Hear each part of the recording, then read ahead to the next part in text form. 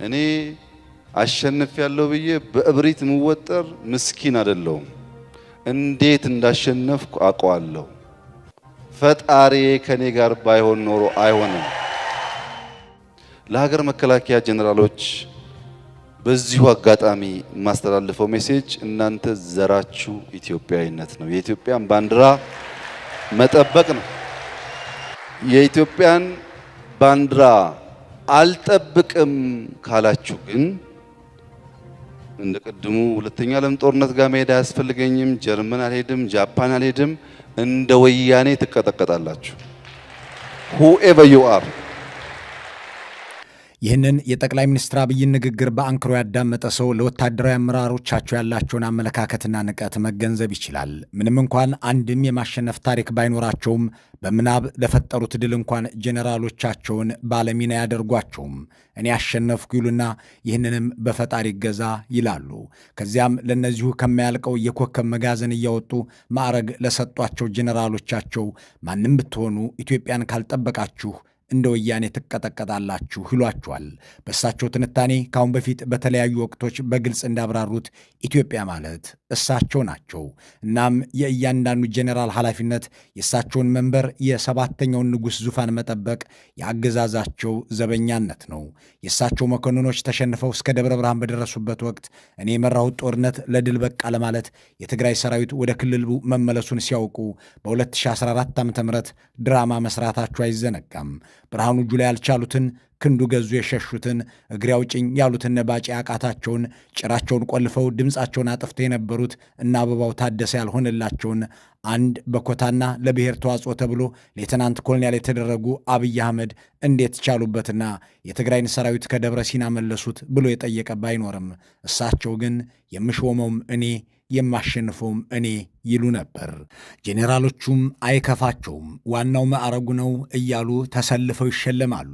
በ2014 ዓ.ም ጥር 100 ጄኔራሎች ወታደራዊ ማዕረግ ሲሰጣቸውም ያሳኩት ወታደራዊ ድል አንዳች አልነበረም። የአንደኛው ክፍለ ዘመንን ውድ ጦርነት ያደረጉ ወታደሮች ብርሃኑ ጁላን ፊልድ ማርሻል አድርገው ሌሎቹ ወታደር የሆኑትም በዚያው አብይ መርቼ አሸነፍኩ ባሉበት ጦርነት ነው። እናም ያላሸነፉ ጄኔራሎቻቸውን ተዋግተናልና ማዕረግ አምጣሉኝ ብለው ድል ያደረግኩት እኔ መሆኔን ግን እወቁ እያሉ እንዳትቀጠቀጡ እኔን ጠብቁ እያሉ ማዕረግ አደሉ። ሕግ ተጥሶ የመጨረሻው ወታደራዊ ማዕረግ ሙሉ ጄኔራልነት ነው የሚለው የራሳቸው አዋጅም ተረስቶ ብርሃኑ ጁላ የሚባሉ መኮንን ፊልድ ማርሻል ናቸው የተባለውም ያን ዕለት ነበር። የጄኔራል መኮንኖች ሹመትና ማዕረግ ማልበስ የሚል ስም ተሰጥቶት ጥር 1 2014 ዓ.ም የተካሄደው ያ የመቶ ጄኔራሎች የማዕረግ ልብስ እንደ ሰልባጅ ልብስ የተከፋፈለ መስሎ የቀረበ ብቻ ሳይሆን በራሳቸው ወገን ላይ ባካሄዱት ጦርነት 100,000 ሴቶችን ባስደፈሩበት፣ ሚሊዮኖችን ባስገደሉበት፣ በራሳቸው መረጃ $30 ቢሊዮን ባደቀቁበት አገር የተሰጠ ቢሆንም ያ ሰሞን ቀልብ አልነበረውምና ለምን የሚለው ጥያቄ አድማጭ አልነበረውም። እንኳን የወቅቱ ጦረኛ ተደማሪ ይቅርና ራሳቸው ጠቅላይ ሚኒስትሩም ብርሃኑ ጁላ ፊልድ ማርሻል የተባሉት ከሕግ ውጭና በድንገት መሆኑ የገባቸው ዘግይቶ ነበርና የመከላከያውን አዋጅ ያሻሻሉት የማርሻልነት ማዕረጉ ከተሰጠ በኋላ ነበር። ሕግ የማያውቀውን ማዕረግ ያንጠለጠሉት ብርሃኑ ጁላም ፓርላማው አዋጁን ሳያሻሽለው ፊልድ ማርሻል እየተባሉ ወራትን ዘልቀውበታል። የሌሎቹ ወታደራዊ ሹመትም እንዲሁ ያለ የሰርገኛ መጣ በርበሬ ቀንጥሱ ተረትን አስታውሶ አልፏል። ሰሞነኛው ወታደራዊ ሹመትም ያኔው ቀጣይ ክፍል ነው የሚሉ አንድ ወታደራዊ አዛዥ ባሳለፍነው ነሐሴ ለዓመታዊ ግምገማ በተሰባሰብንበት ወቅት ይህ ማዕረግ ይኖራል ብለን እንዳንጠብቅ የሚያደርግ ነገር ሲነገረን ነበር ይላሉ። በዚያ ስብሰባ ላይ ለ3 ሰዓታት ንግግር ያደረጉት ጠቅላይ ሚኒስትር አብይ ወታደራዊ ማዕረግ የምሰጣችሁ ሸኔና ፋኖን ካሸነፋችሁ ነው ብለው ቅድመ ሁኔታ አስቀምጠው ነበር። ይህ ድንገተኛ ሹመት ነው ሲሉም ያክላሉ። በዚያው ስብሰባ ላይ የታደሙ ሌላ መኮንን ደግሞ የጦር መሪዎቹ በጠቅላይ ሚኒስትሩ በዘራፊነት፣ በኮንትሮባንድ ነጋዴነት፣ በሥነ ምግባር እጦትና በከተማ አፍቃሪነት ሲብጠለጠሉ የሰነበቱበት ስለነበር በዚሁ ፍጥነት ወታደራዊ ሹመት ይሰጣል ብለን አልጠበቅንም ሲሉ የባልደረባቸውን ሐሳብ ይጋሩታል። ቀጥሎ የሚነሳው ጥያቄ ጠቅላይ ሚኒስትሩ መልካም ፈቃዳቸው ሆኖ ለነማን በምን ምክንያት ምን አይነት ሹመት ሰጡ የሚለው ነውና ይህንን የሚያብራሩ አስተያየት ሰጪ ያንኑ የነሐሴውን መድረክ እንደ ቀመር ይወስዱታል። በነሐሴው ስብሰባ ላይ ተደርጎ በማይታወቅ ደረጃ የክፍለ ጦር አመራሮች በስብሰባው ላይ እንዲሳተፉ ተደረገ ይሉና ከዚህ በፊት የመምሪያ ኃላፊዎችም የእዝና የኮር አዛዦች ብቻ አብይ በሚመሩት ስብሰባ ላይ እንደሚሳተፉ ያብራራሉ። ዘንድሮ ግን የክፍለ ጦርም አመራሮች እንዲገኙ ማድረጋቸው ሳይበቃ የእዝና የኮር መሪዎችን በመዝለፍ አመራሩ በበታች ምንዝሮች እንድናቅ የሚያደርግ አስተያየት ሲሰጡ እንደነበርም ይገልጻሉ። ቃል በቃል ሲናገሩም የክፍለ ጦር አመራሮች እንዲገኙ የተደረገበትን ምክንያት ጠቅላይ ሚኒስትሩ ወዲያውኑ ነግረውናል። የእዝና የኮር መሪዎች የሚያመጡት መረጃ ስለማይታመን ራሳችሁ እንድትነግሩኝ ነው የጠራኋችሁ በማለት የጦሩን ከፍተኛ አዛዦች ውሸታምና እምነታቸው የጎደለ እንደሆነ አድርገው ገልጸውልናል ሲሉ ይገልጻሉ። እናም በቅዳሜ ዕለቱ ወታደራዊ ማዕረግ ዕደላ ላይ እንዲካተት የተደረገ አንድም የእዝ አዛዥ እንዳይኖር ተደርጓል። ከዚያ ይልቅ ምክትል አዛዦቹ የሹመቱ ተቋዳሽ እንደሆኑ ተደርገዋል። ከእነዚህም ውስጥ የሰሜን ሸዋን ሕዝብ እንደ ምንጃር ጤፍ ያጨዱት የሚባልላቸው የሹማ አብደታ ምክትል አዛዥ አበባው ሰኢድ ወደ ሜጀር ጀነራል አድገው እናገኛቸዋለን። የወሎን ሕዝብ ከመርሳ እስከ ወረኢሉ ከላስታ እስከ ወረሂመኑ የሚመላለሱበት የአሰፋ ቸኮል ሰሜን ምስራቅ ምክትል አዛዥ የሆኑት ዘውዱ ሰጣርጌም ይኸው ዕደላ ደርሷቸዋል። ይህ ምንን ያመለክታል ያልናቸው አንድ አስተያየት ሰጪ ጠቅላይ ሚኒስትሩ በአሁናዊ ጦርነት ወይም አክቲቭ ወር ላይ ባሉት ጄኔራሎቻቸው እምነት ማጣታቸውንና በጦርነቱ የተሰላቹትን መኮንኖች በጡረታ አሰናብተው በአዳዲሶች እንዲመራ ለማድረግ ሊሆን ይችላል ይላሉ። ቀይ ባህር ለሚሉት ሐሳብም እንዲሁ በአዲስ ኃይል ለመዋጋት አስበው ሊሆን ይችላል ሲሉም ይጨምራሉ። በዚህ ሐሳብ የማይስማሙ ሌላ አስተያየት ሰጪ በበኩላቸው እነዚህ ወታደራዊ አዛዦች በተለይም ሙሉ ጄኔራል የተደረጉት መኮንኖች ከዚህ ቀደምም ሹመቱ ሊሰጣቸው ይገባ የነበረ ናቸው። እነ ጄኔራል ብርሃኑ በቀለና አሰፋ ቸኮል የእዝ አዛዥ ያስደረጋቸውን የሌተናንት ጄኔራልነት ማዕረግ ያገኙት እነ ይመር መኮንን ተቀምጠው ነው ሲሉ ያክላሉ። ከዚህ በተጨማሪ በጥብቅ ክትትል ውስጥ ያሉ ከጦሩም ሊሰናበቱ የተዘጋጁና በአብይ የማይታመኑ መኮንኖችም በታዬ አጽቀሥላሴ የተሰጠው የማዕረግ ዕደላ አካል ሆነዋል ይሉና ስም ጠቅሰው ያብራራሉ።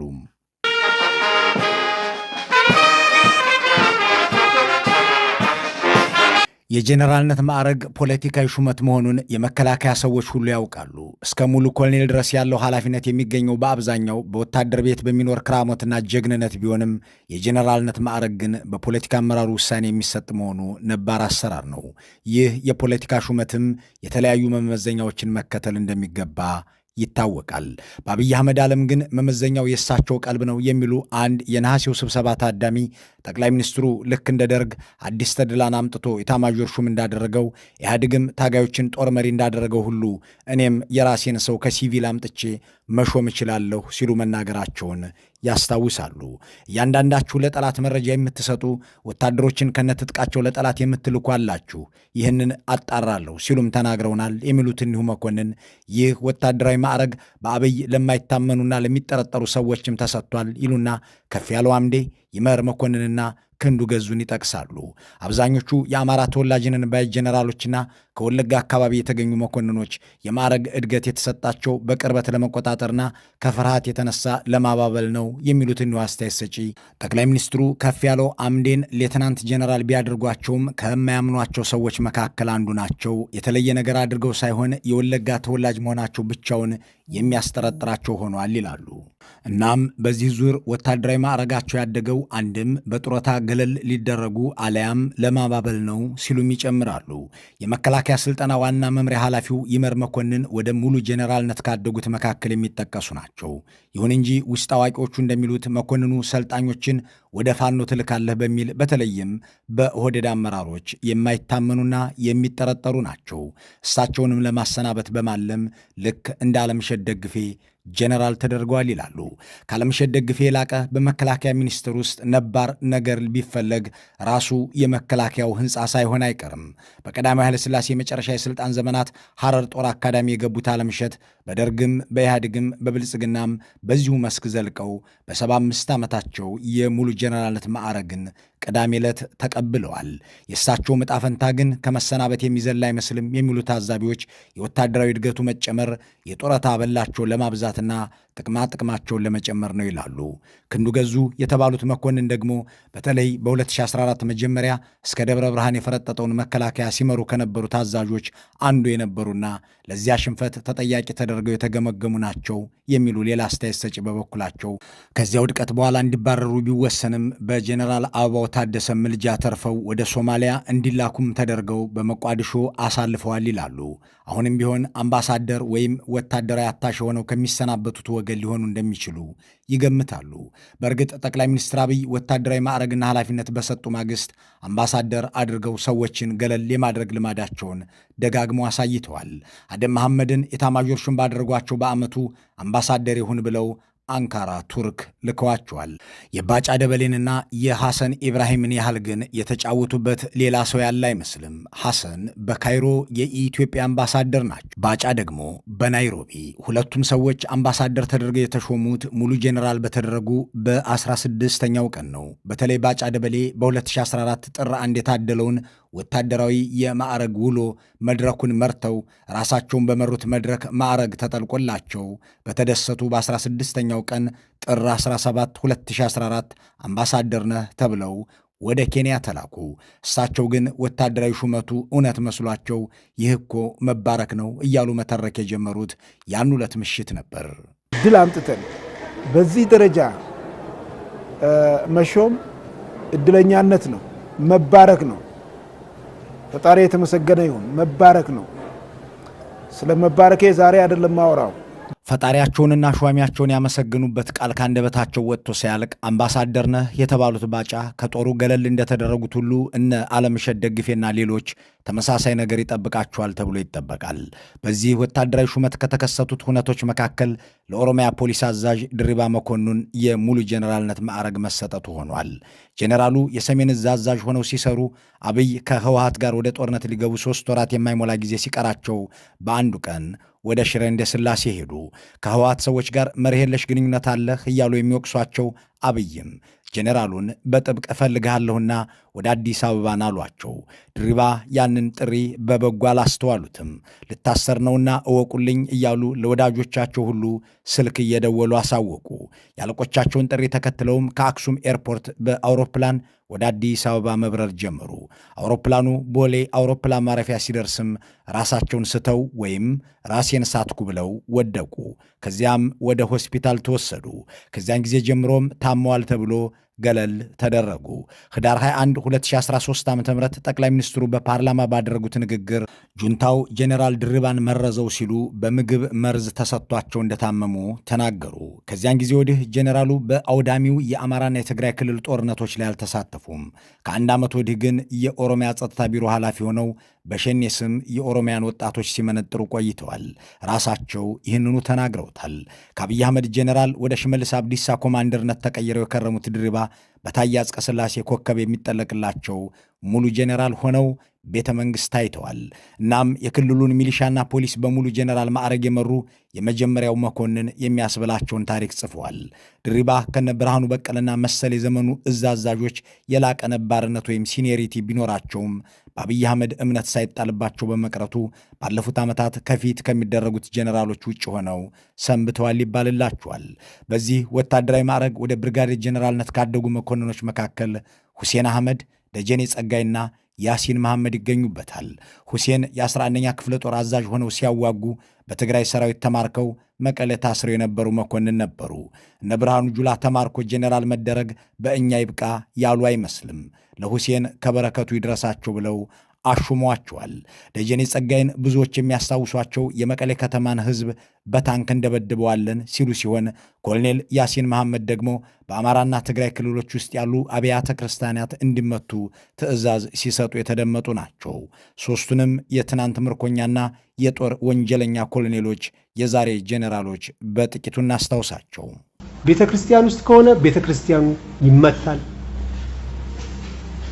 መሳሪያ ይዞ ከመሳሪያ ከያዘ ጋር ተቀላቅሎ የሚመጣ ህዝብ በለው ወጣት በለው ምን በለው ይመታል። አብሮ ቀልድ የለም፣ መመታት አለበት። እንግዲህ በኋላ ያለው ውጊያ የታንክ ነው። ከእንግዲህ በኋላ ያለው ውጊያ ህዝባችን መቀሌ ያለው ህዝባችን ከወገን ከባድ መሳሪያ ጥቃት ራሱን እንዲታደግ ጥሪ የሚተላለፍበት ጊዜ ነው። አንተ የት ነው የተያዝከው አሁን? እና ይህ ስልት ጥሴም ማለፍ አልቻልንም። የብልጽግና ጄኔራሎች ሹመት እንዲህ ያለ ነው። ከተማ ሙሉ ህዝብ ስለመደብደብ የሚዝቱ፣ የህዝብን የማምለኪያ ተቋም ስለማውደም ትዕዛዝ የሚሰጡ፣ በእርስ በርስ ጦርነት ተማርከው በእስር ቤት የከረሙ ሰዎች ጄኔራል የሚደረጉበት የብልጽግና ዓለም በእነዚህ ኮማንደሮች በሚመራ ጦር ባህር አመጣላችኋለሁ እያለ ነው። የሚጠረጠሩና ክትትል የሚደረግባቸው ጄኔራሎች ወታደራዊ ማዕረግ የማግኘታቸውን ያህል የጠቅላይ ሚኒስትሩ ቀኝ እጅ የሆኑ ሰዎችም የእድገቱ ዝርዝር ውስጥ ገብተዋል። ከነዚህ መካከል ተስፋዬ ረጋሳ ይጠቀሳሉ። ተስፋዬ ቀለቡም፣ አኗኗሩም፣ እዙም አያያዙም ከመከላከያ ሁሉ የተለየ እንደሆነ የሚነገርለት የሪፐብሊካኑ ጋርድ አዛዥ ናቸው። የቀድሞው የአጋዚ ክፍለ ጦር አባል የነበሩት ተስፋዬ ወደ ሪፐብሊኩ አዛዥነት እንዲመጡ ያደርጋቸው በተለይም በ2011ና 2012 በቦረናና ሞያሌ አካባቢ የአርሶ አደሮችን ቤት ያነደደውን እናቶችንና አዛውንቶችን ጨምሮ አያሌ ሕፃናትን የቀጠፈውን ጥቃት የመሩ የጠቅላይ ሚኒስትሩ ታማኝ መቺ መሆናቸው ይነገርላቸዋል። እንደሳቸው ያሉ መኮንኖችም ተሿሚ ሆነዋል። አለቆቹ አዲስ አበባ ላይ ሲሸላለሙና ሲሿሿሙ፣ ተርታውና ከርታታው የሰራዊቱ አባል ግን በየአካባቢው እየሞተና እየቆሰለ ደሙ ሳይጠረግለት ሞቱ ሳይነገርለት ዛሬም አለ።